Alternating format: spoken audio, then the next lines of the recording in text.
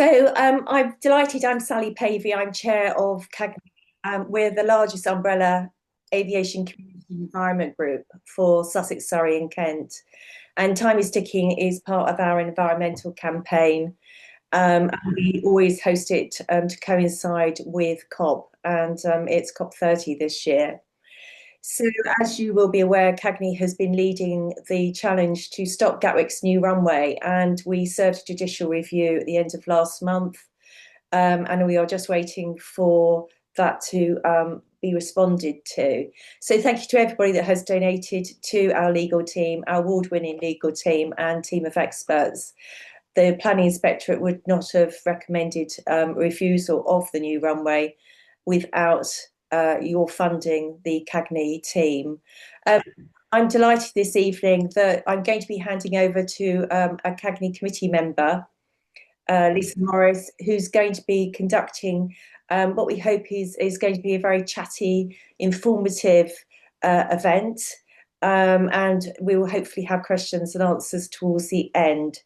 Now, you'll be reading the headlines that are coming out of COP30, and I wanted just to touch on this evening on the fact that COP30 is being declared as turning its back on nature by not investing in the Rainforest Fund. Zach Goldsmith, a real environmentalist, ex obviously Boris Johnson's government. He's been very critical of the current government's stance on this, as is the Wildlife Trust. And they've declared it as probably the biggest weakening of environmental protections I can remember in this country. And the chair of the Commons Environmental Audit Committee has said a healthy environment is essential to build resilient towns and cities. It must not be sidelined.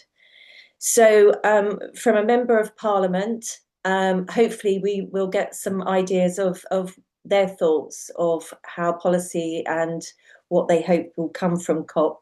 We've also got Professor Dan Osborn joining us this evening as well, who is very much at the heart of where the science sits on climate change. So it should be a very interesting session.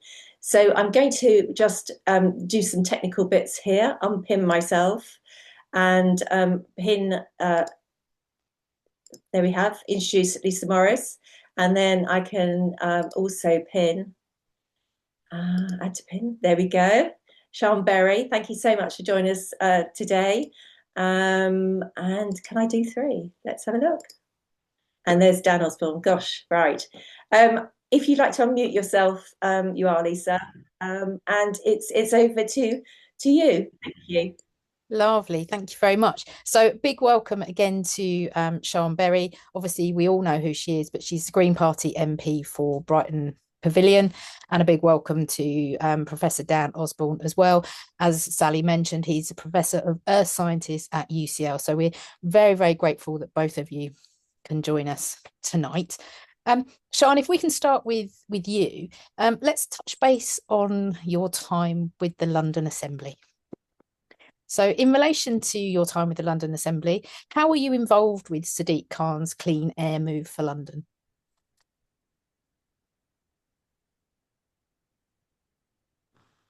I've unmuted now. Yeah, that's a really good question actually, because it was quite knotty with Sadiq Khan initially.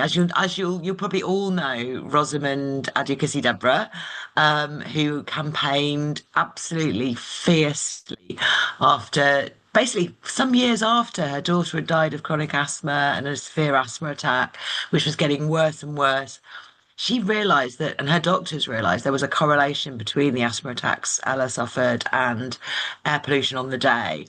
And she, at this point, just went, right, I'm getting justice. And she went and she fought for a new inquest. She got air pollution put onto Ella's birth certificate as one of the causes of death. And now she's been campaigning for better clean air since then. And she's really, really fierce. And we, as Greens in the London Assembly, so I worked there with Caroline Russell for lots of years. At this point, when Rosamond really started to speak up, we been going on about clean air for some time, and we'd followed Jenny Jones and Darren Johnson, who'd been going on about clean air for some time now, and we were all really frustrated by the diesel scandals and things. And Sadiq Khan came in and did a bit of a think. He said, I'll have a think about air pollution. I'll make sure I sort it out. And he decided, and it was typical Sadiq Khan, to go for the middle option. So rather than just having the congestion charge or making it a London-wide clean air zone, he went for some of London, and he decided to make it just the north and south circulars. And it was just so typical. And we raised this, and we had brilliant campaign groups like Mums for Lungs, Rosamond, and Clean Air in London, Simon Burkett, who's very, very good at challenging things legally as well. Just would not accept that this was good enough. And it did not take many months after the sort of medium, the middle way, New Labour style New Les had been put in place before the mayor realised that it needed to be London wide.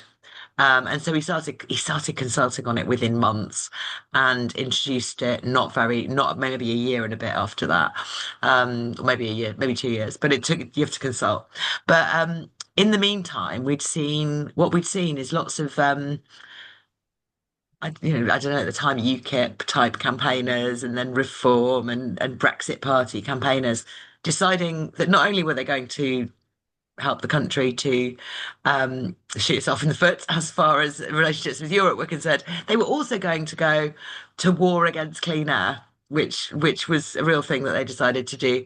And they stirred up trouble about the London Wide ULEZ.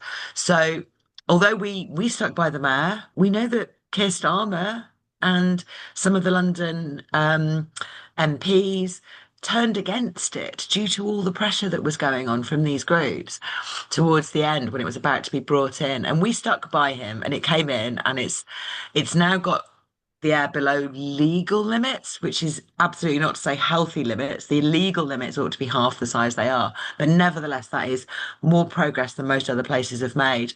And so the lessons I've got from that are, never stop campaigning, find good allies like Rosamond and the Mums for Lungs, who are absolutely amazing.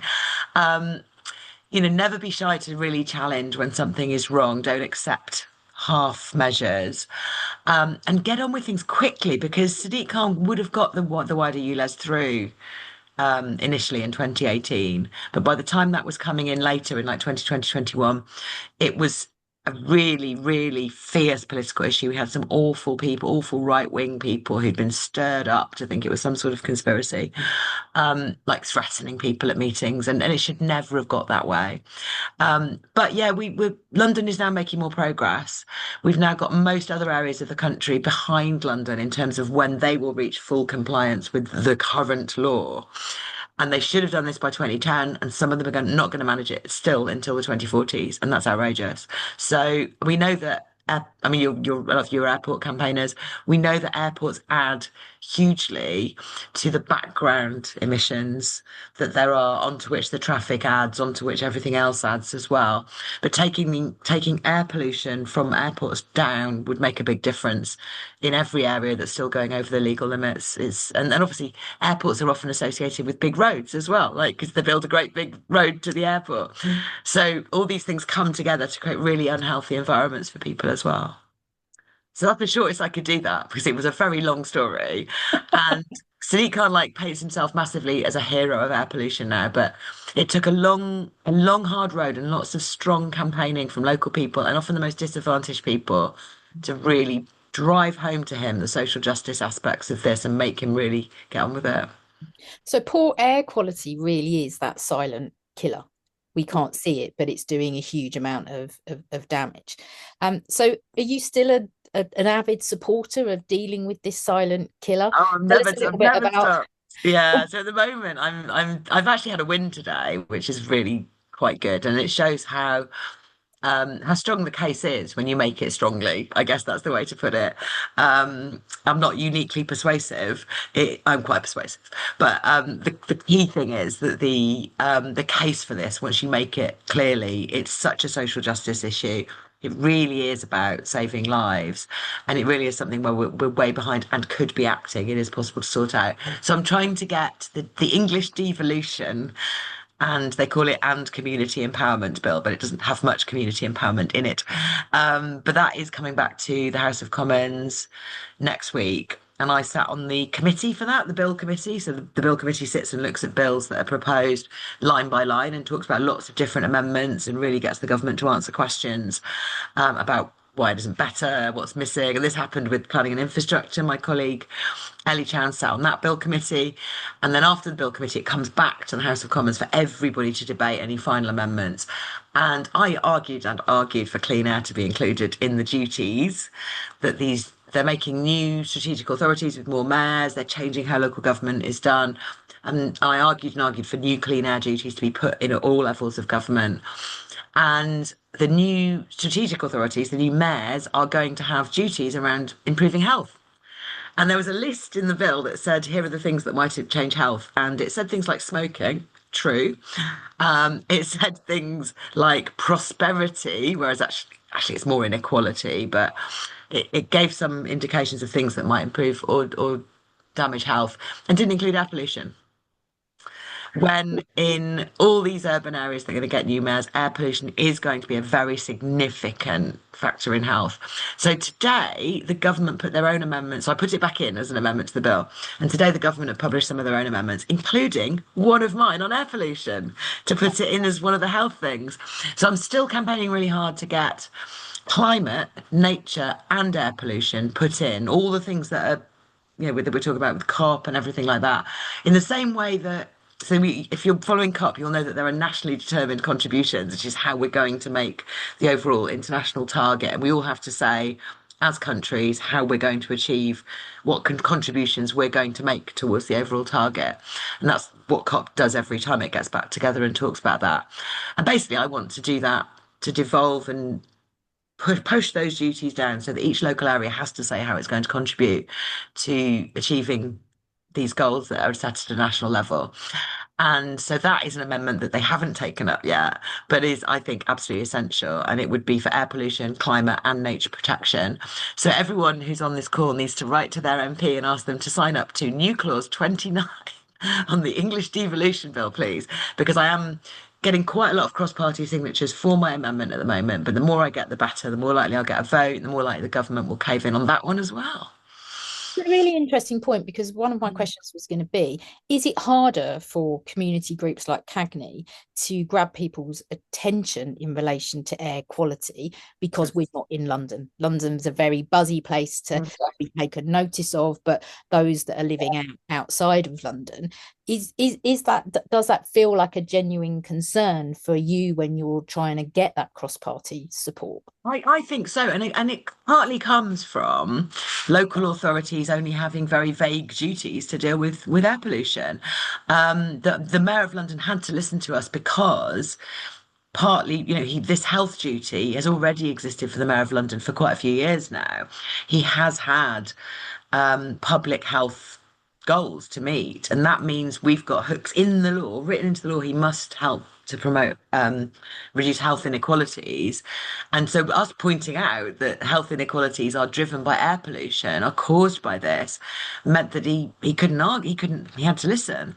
Whereas outside of London, currently, there are no clear duties for local authorities. And that's why the amendment would be so important. I love to fix the system. So you can ask for this thing to happen or this thing not to happen, and lots of individual, I call it firefighting. You're trying to either build something nice or stop something bad from happening.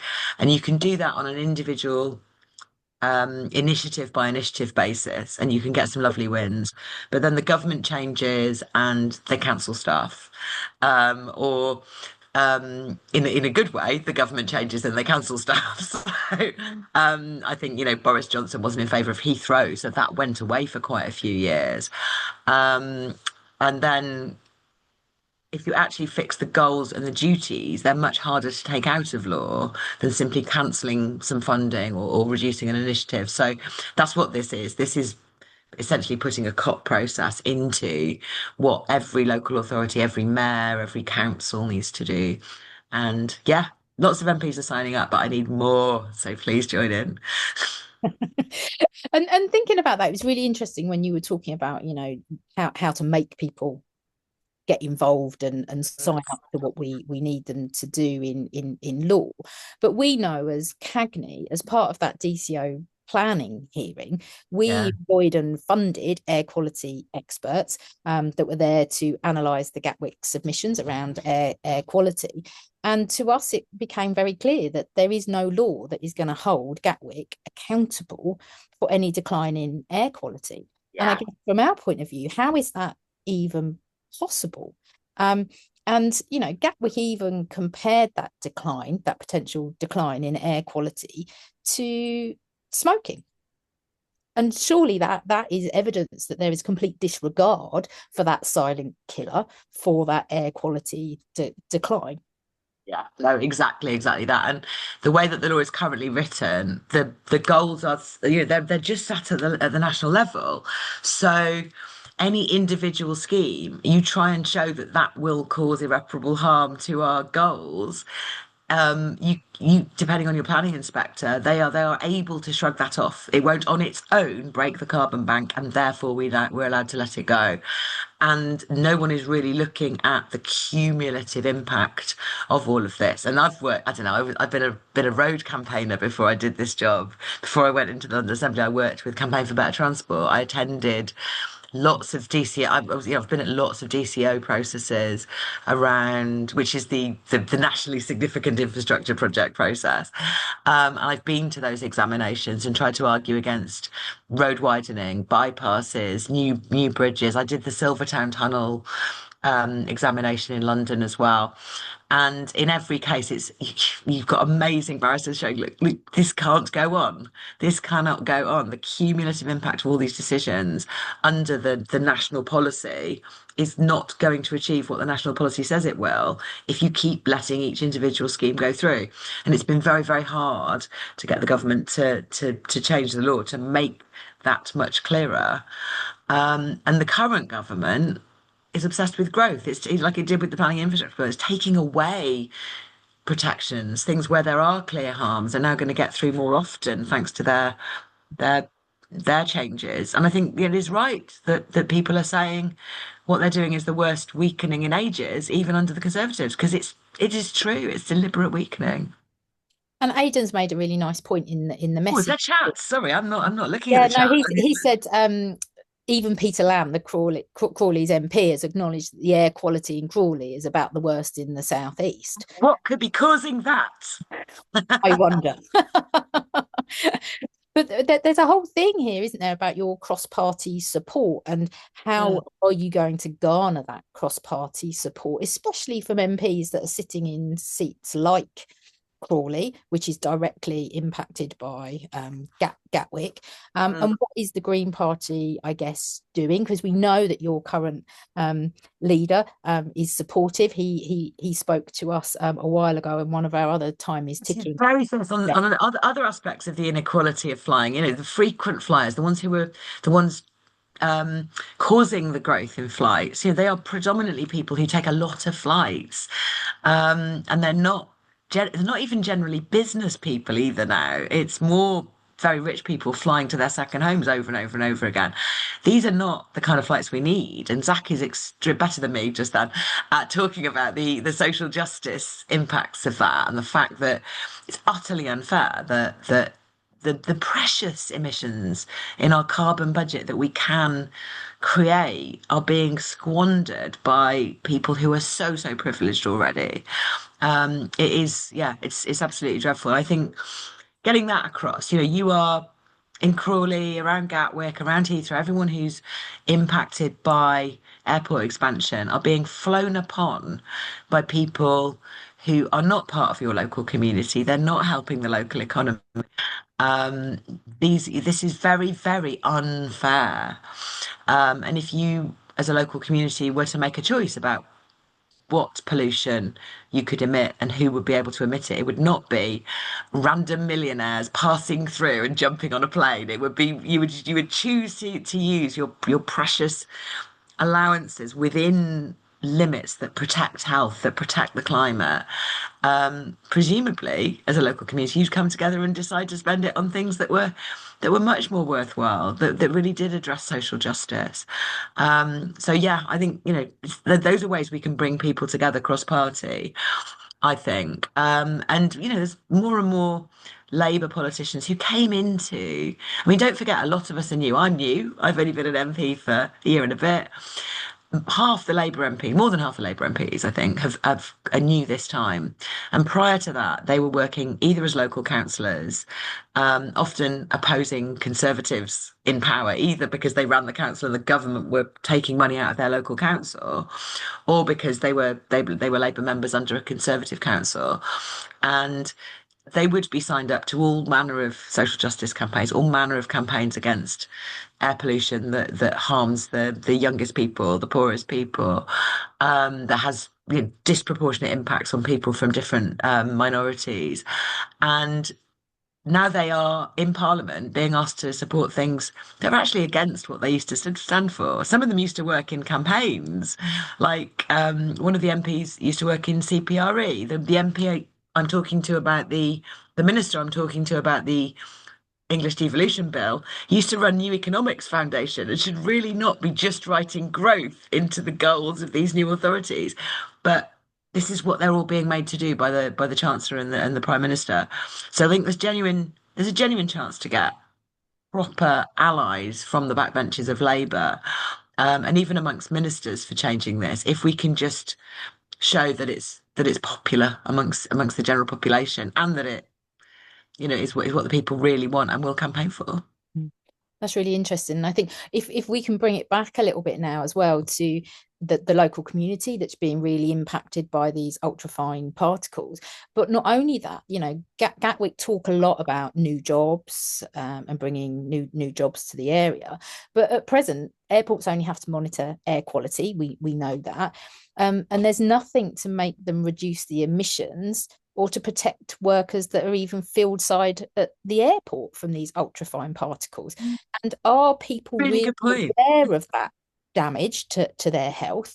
And what role do we have in relation to raising that, and what role do people like you have in raising that? And I'd love to bring Dan in here as well in relation to that damage and that ultrafine particle piece, really, and hear both your views on that silent killer, because it's something really that we don't, even living near Gatwick, we deal with lots of other challenges, but sometimes it's easy to forget about that challenge because actually we're dealing with a whole host of other challenges that are much more visible. So I think that silent killer concept is one that should be really close to everybody's heart, not just that lives near the airport, but we know that those ultrafine particles are found tens of miles away from the airport. So all of those people that think that they don't suffer from noise, but they are being impacted by the airport in a way that they don't even necessarily understand.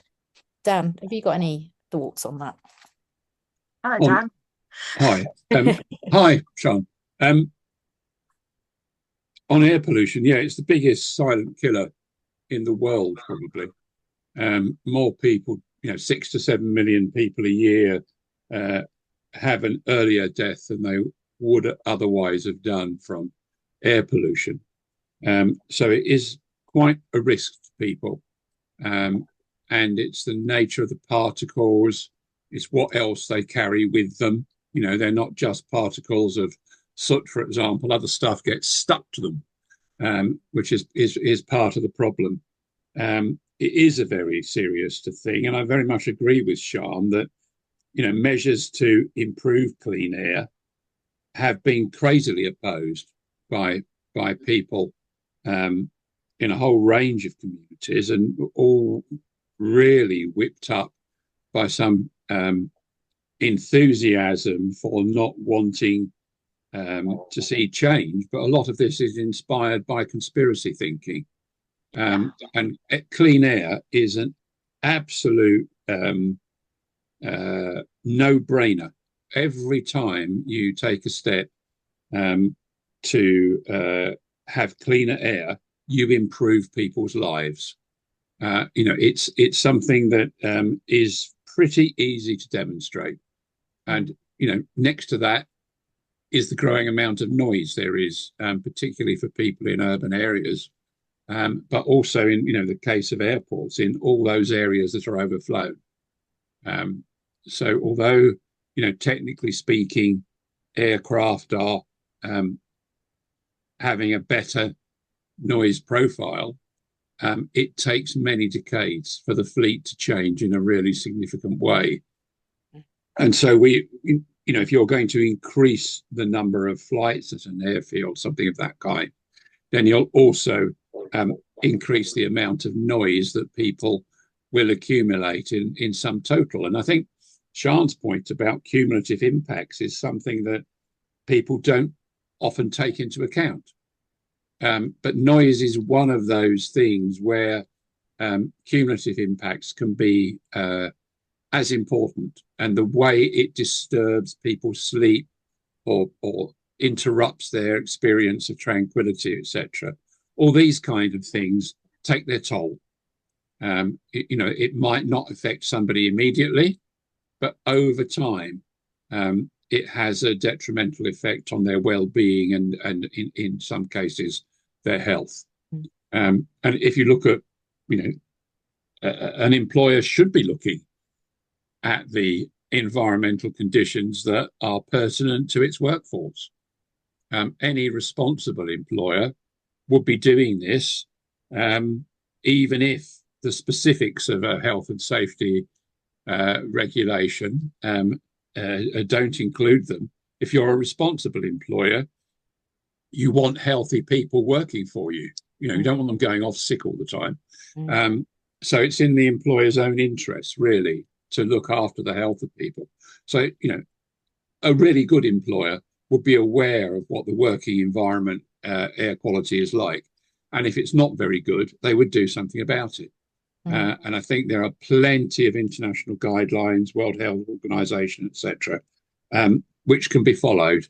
And they are very well evidenced. So on air and noise, I don't think there's any argument that something like an airport should be doing everything it can to reduce these forms of pollution. And CAGNE have done a lot in relation to trying to raise awareness in relation to the cumulative effect on people's sleep and their health and well-being, and what that means for a productive workforce, in relation to other areas, what that means for communities, what it means for you to be able to enjoy your garden, outside areas, etc., within the area of Gatwick. So we really understand that, and it's nice to hear, Dan, that you recognise that cumulative impact on sleep as well as you do, Sian. And it'd be really nice to hear what that cumulative effect is for ultrafine particles from a scientific position, Dan. Well, I think the problem with fine particles is very much on the cumulative effects over time. So over the last, say, 20 or 30 years, the technology for measuring the particles in the atmosphere, that things don't, and it's not just the particles that come from engines, it's the particles that come from tyres, from rubber as it hits a concrete surface. Tyres contain a huge range of different chemicals, and when they're abraded, should we say, or brakes are run very hot, and they all release particles of one kind or another. So road transport, rail transport, all forms of transport, aircraft taking off and landing, etc. So you get a kind of chemical soup. And we know what the overall effect is because we can see this in terms of mortality. But you also see it in younger people in terms of the quality of the way their lungs behave, etc., how they can function. And if you can't breathe very easily, that's going to affect your whole metabolism. The idea of us breathing is to get clean air, so our bodies work healthily. So you could get a whole range of widespread effects as a result of breathing in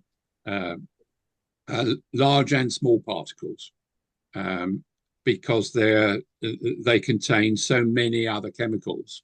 So they're a prime way in which a body gets exposed to a range of substances, and pinning it down to one chemical is not necessarily the way it can be looked at. You need to take these things in the round. Yeah, lovely. Thank That's you. why you rely on the epidemiological data, which says so many hundreds of thousands or millions of people are affected. And was I right, Dan, in relation to how far these ultrafine particles are travelling in relation to the emissions that are coming from Gatwick? What's the science behind that? What do we know about that? Well, the larger particles fall out quite quickly from a road or from a transport system, but the finer and finer the particles are ground down, the more buoyant they might become. Not necessarily, but they might become more buoyant. And it's really often particles that are in the gas phase that we can become interested in. But they can travel quite a distance. And that would precisely depend on the nature of the particle. Did it have a lot of metal in it, which tended to increase density? Or is it a very finely divided rubber that might travel then, a greater distance? So it's something that is a very variable topic, and tracing some of the particulate matter and where it goes is a pretty advanced art in air pollution studies. You can trace gases by calculating all the masses and things like this. But for particles, we're still making progress in this area. But they can travel, quite a distance. And we know that the wind direction from this area is mostly westerly at Gatwick. So we know that the particles are likely to be travelling towards London. So Charles, maybe that's a way of getting more cross-party support if people really do understand that these particles are moving towards London, which may be a little bit more of a hot area to deal with. That's a really good point, because, as London cuts down on the vehicle impacts and all those other things, although like Dan says, the tiniest particles come from all aspects of moving things around, then what happens is the other things that cause pollution become more obvious. If we're having a lot of thoughts about wood burners at the moment, in those of us who work in clean air, because although they weren't the major contributor compared with traffic to air pollution before, now that the traffic's gone down in terms of its impacts, the nitrogen dioxide, particularly from wood burners, from gas stoves, is taking over as a larger part of what's left. And at some point, yeah, you're right, the air pollution that's blowing in from elsewhere is going to, so we need everyone to be working on it, because so on days when the wind comes from Europe, we get air pollution from Europe and we send our air pollution to Europe. The climate doesn't really respect borders, as we are discovering at COP in lots of other ways as well. No. So when we look at, transport and the emissions from transport, we know there's a big problem with transport emissions, and we know that. But when people start talking about growth plans around transport, it's always focused very much on the economic gain, and the figures and the finances, and there's no real recognition of the desire to move to net zero, or not even the desire, the need to move to net zero. Why, when we know all of this, is the conversation still very much dominated only from an economic point of view? And it's so unimaginative, I think. Like you've sort of still, you still sort of frame the question as, but it's economics takes precedence over the environment. You can have both. You just need to think a bit harder than doing what people did throughout the 20th century, which was build a road, stick a bypass on the edge, build an airport, surround it with business parks, call it a logistics hub. There are you can make money out of things that cause damage, that simply, encourage wasteful practices like flying things around the world or flying people around the world for no good reason, or put things on the edge of town so that everything people has to reach needs to be driven to. And those are things that will cause more emissions per growth than other things, like revitalizing your town centre, putting in place really good public transport to link together the services that are already there to stop people having to need to use their cars, to cut down on congestion at the same time. These more imaginative ways where you might need to involve the community in making a plan instead of going down the golf club and meeting someone who wants to build a business centre or something like that, are not the way things were done, but they are the way we should be doing things in the future. And they are so much more fun to do. They are empowering to people. They'll naturally take account of things like inequality, the kinds of qualifications people have in the local area, the kinds of jobs people want to create in a local area.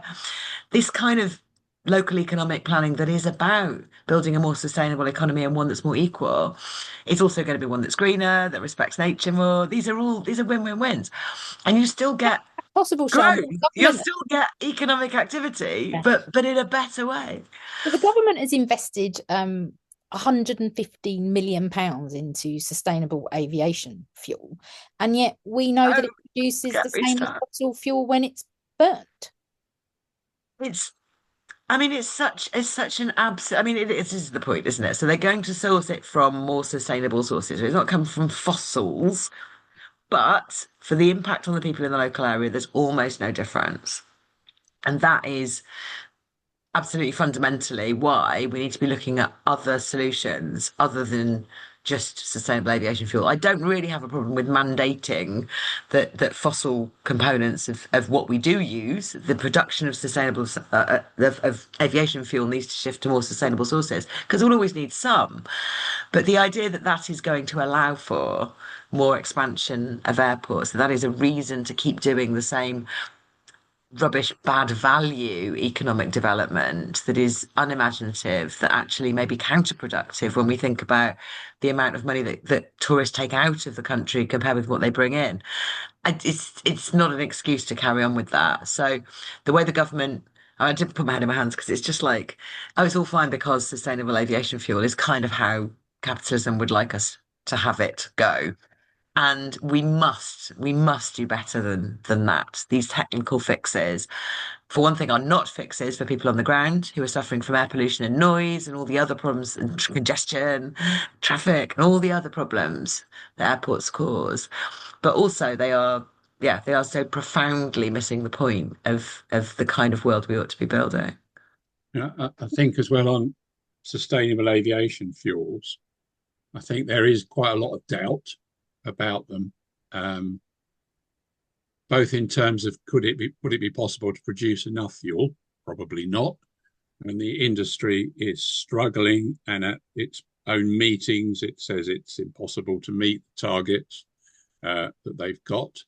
But for me, the main thing about these kinds of approaches is that the tailpipe emission from an aircraft is exactly the same, because it's burning the fuel. And very often you're moving carbon from the terrestrial environment into the atmosphere, which is the very thing you don't want to be doing. I mean, eventually a proportion of it may be reabsorbed. Some of it, most of it, will go into the oceans and cause various problems in the oceans, like acidifying the oceans. Our oceans are more acidic now than they've been for 55 million years or more.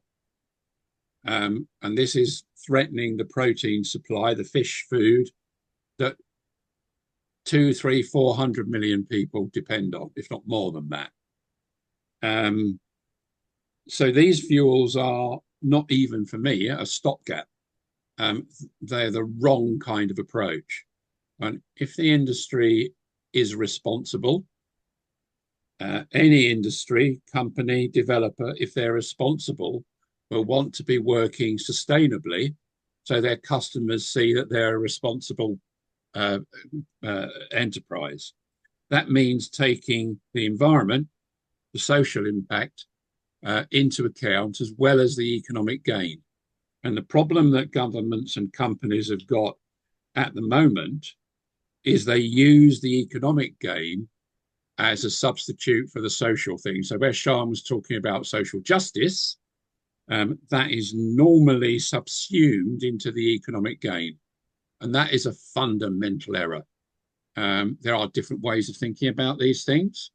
There's a form of economy called the donut economy, which is one way of looking at the circular nature of the economy. So you try and minimize the use of resources. So that's one kind of different approach. But what we have to remember is that the rules of the market are made by governments. That's what one of the main functions of the government is. And there needs to be appropriate regulation and encouragement for companies to make their decisions on a properly sustainable basis and not just on the basis of gross domestic product. And time is literally ticking, isn't it? Time is literally ticking on these issues, and that is why we run Time is Ticking around the COP period of time, to really try and raise that awareness and to get some very up-to-date information from you both is particularly useful. So thinking around COP30, what are your hopes for COP30? Because to us it doesn't look as though things are very favourable to nature, the environment. The trouble with the COPs is that the oil and gas attendance at COPs is so high that it has a disproportionate impact. And the way the COP process is working out, it is not encouraging speedy action. You know, we have known since 1976, 77 that the carbon dioxide levels in the atmosphere are certainly rising. And we've known since the mid-80s that the biodiversity is telling us that the impacts are there and that you can trace those impacts back for decades. So COP really should be acting. Instead of that, we have a process that is not making fast enough progress. And the planet is changing faster than our action is changing. So sea level rise around Britain, for example, caused by carbon dioxide release and then climate changes that go with it, is now twice what it was 20 or 30 years ago. And people are only just realizing what that kind of impact can mean. So somewhere like Sussex, for example, the coast is already eroding quite alarmingly in various places. Not all of that is due to the changing climate. It's due to tidal cycles and a range of other things. But the sea level rise is undeniable, and that's going to have very big impacts. And unless we start thinking about doing things more sustainably, we could find ourselves in a really difficult situation. So I found it really disappointing that Gatwick would not properly account for their emissions in the course of the DCO hearings. We're in a big fight about real that. encouragement from the planning inspectorate. And that was a really weak aspect of the case they put forward. I could go on about this for ages, but I'll stop now and let Sian say something. That's completely right. I mean, I've been around in the climate campaigning sort of area for about 24 years, which is quite a long time. And one of the reasons I originally joined the Green Party in 2001 was because I was starting to get frustrated that this obviously dealable with problem was not being dealt with. And I came from a science background, and I'd grown up under essentially continuous progress. But when you realise there was a problem, it became so frustrating that it wasn't being dealt with in a properly logical way. The only thing I could really do was try and work out why. That led me to realising the power dynamics, the hold that the fossil fuel companies have over government, the reasons why governments were so slow to come to agreement, some of the structural issues with international organisations as well. But it just became so obvious that I needed to get involved to try to change some of these parts of the system because it was obviously failing so badly. And, there's been some progress in terms of making agreements. The COPs are there supposedly to enact the Paris Agreement now, the agreement we all made to try and stay below 1.5 degrees of warming, and we're already exceeding that. That is actually what we have done now. And people now talk about only going over temporarily. But then we know the reason we set 1.5 is because we know that at 1.5 there are runaway climate effects. The rising temperatures cause even more emissions. So we're really, really perilously close to complete disaster at this point. And it's so obvious why that happened, why the human ability to look at the world, realize that we are changing it and come to an agreement, a sensible agreement between ourselves of how not to ruin it for everybody, had completely failed because it was undermined at every stage by the vested interests of the fossil fuel industries who just wanted their easy money of dragging old oil and gas out of the ground and selling it and not even caring about the consequences. And in looking at COP this year, there's so many lobbyists still from the fossil fuel industries. They should be banned. It's nothing to do with them. The world needs to agree this without them.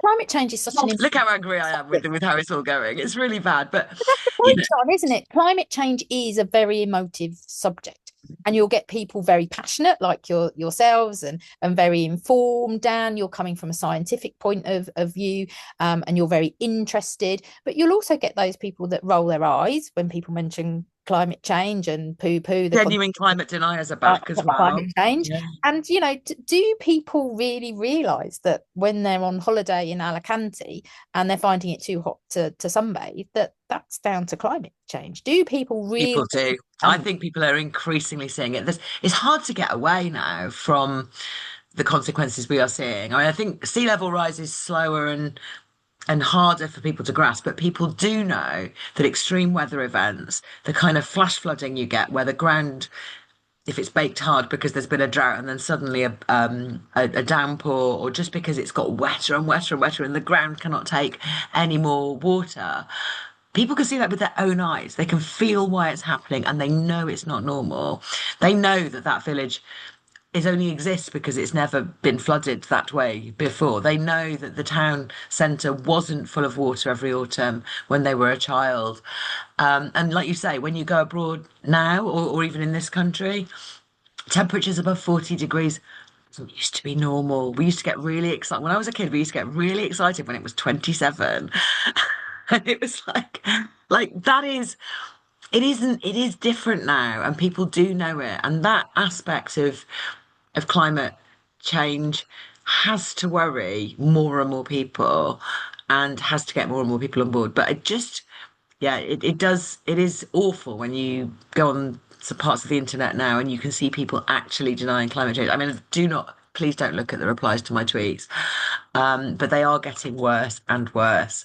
And I feel like there are people who think that. There are more people who think that than there used to be. But there's also organised, paid for trolling through bots that goes on as well. There's people genuinely trying to stir up climate denial because of very personal short-term interests, probably of the most elite. And I sound like a conspiracy theorist now, but and it is that lived experience. Sensible, ordinary people don't come to those conclusions, do they? They don't suddenly decide that climate change is nonsense because they're changing to electric car. And you talk to people on the doorstep, they're changing to electric car anyway, because why wouldn't you? They are, that lived experience, isn't it? That lived experience of what we're experiencing on a day-to-day basis, and that is important, and it is how people analyze the world around them. And something absolutely no need for the average person to be threatened by climate action. It means like putting new insulation in your house, getting a heat pump, and probably changing to electric car, all of which are things most people are thinking about doing.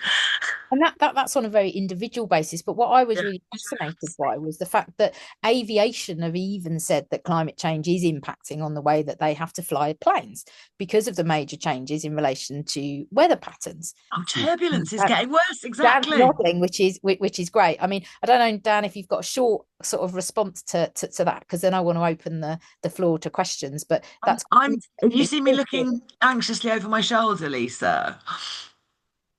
Have you seen me looking anxiously over my shoulder a I few have seen times? you look over your shoulder. What's over on your shoulder? Yeah, there's a debate and there's going to be a vote shortly, and that's the thing that Okay, tells me who is speaking at the moment. Speaking. great. And as soon as the opposition from the Conservatives stands up to sum up, I need to pack up and leave in a hurry. That's So I'm fine. literally going to do that. I will type bye and just go. So We're very just grateful for you having come, Yeah, Sean. open it to Your other time. people, Lisa. yeah. So I'm Lovely. going to have to run off in a minute. Perfect. Thank you very much, Sean. Dan, do chip in with any of the answers to the questions, but I'm going to open it up to the floor now for the last sort of 10 minutes or so to get questions from the people that are with us tonight. So if you've got any questions, anybody, please do feel free to pop your hand up and I can come to you. Great. Mel, that might not be the way you pronounce your name, so apologies if it's not, but we'd love to hear your It's absolutely the way it's supposed to be, and I'm glad that Sean is there. I've made a few notes. Now, to be very open, I live on the site of the third runway at Heathrow. So when Sean said Heathrow went away, no, it hasn't. We are being bulldozed, or we've been threatened being bulldozed for over 25 years. Also, regarding the ULEZ, while it was fine in London, it wasn't fine in Hillingdon, where we've got 5 villages where we've got no public transport to go from one to the other. So the ULEZ caused a lot of problems in Hillingdon, although I understand the reason why. Dan Osborn was actually talking about a good employer. Well, Heathrow certainly isn't a good employer. I'm really pleased, Lisa, that you actually brought the ultrafine particle, and Sean hasn't replied on that. I know at the moment it's not sort of legal, but I think somebody, and certainly Sean from the Green Party, should actually bring the ultrafine particles on board, because it is extremely dangerous, much more dangerous than people know. So thank you very much indeed, really.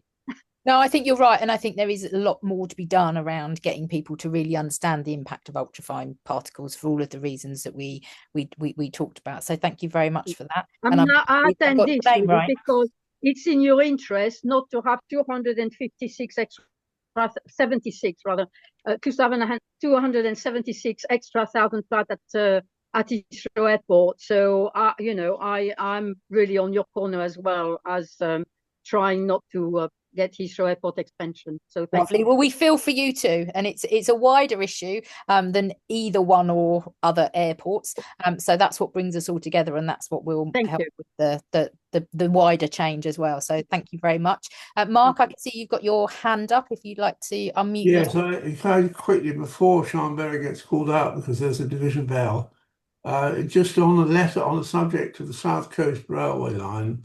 There's a letter from Helen Donimore, her colleague in Hastings, about the Ashford service, or the lack of the stops on the Eurostar at Ashford, and that the new operator should serve.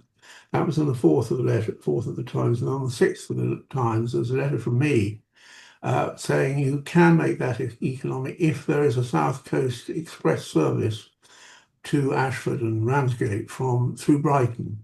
And that is the South Coast service. It's the 6th. And I did point out that that's the only way you'll get an economic case from stopping trains at Ashford.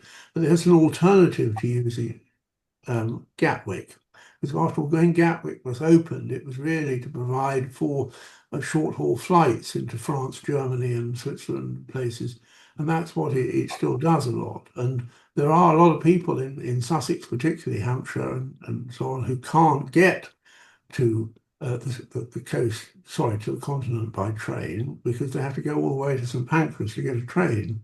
So I'm just making the point that it needs to electrify the gap between Hastings and Ashford, and it does need on Great British Railways, when it is enforced after the legislation is passed, to initiate this. And so if the MP for Brighton can support that, it would be very good. There are problems in Brighton, as you know, of reversing trains in Brighton, but it does need an east-west line. Your predecessor, Caroline, did have a service to Ashford, which went by Hastings, but it was taken off because it doesn't run through.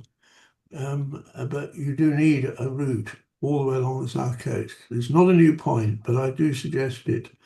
As my letter said, MPs representing areas affected will need to ensure that Great British Railways overturns the ban on third rail electrification, which the Office of Road and Rail have put on, so that trains can run through from Brighton to Ashford and Ramsgate properly, like good quality service. It's in the Times the 6th of November. Thank you. You're very welcome. Thank you very much. Sean's still looking to see whether she needs to. I'm just checking every few minutes. Like you're okay for another couple of minutes. Is there anyone else that's got any questions? Lisa, if I may, there's a question in the chat that says, Lisa and Sally, can you please provide an update on Pledge to Fly Less?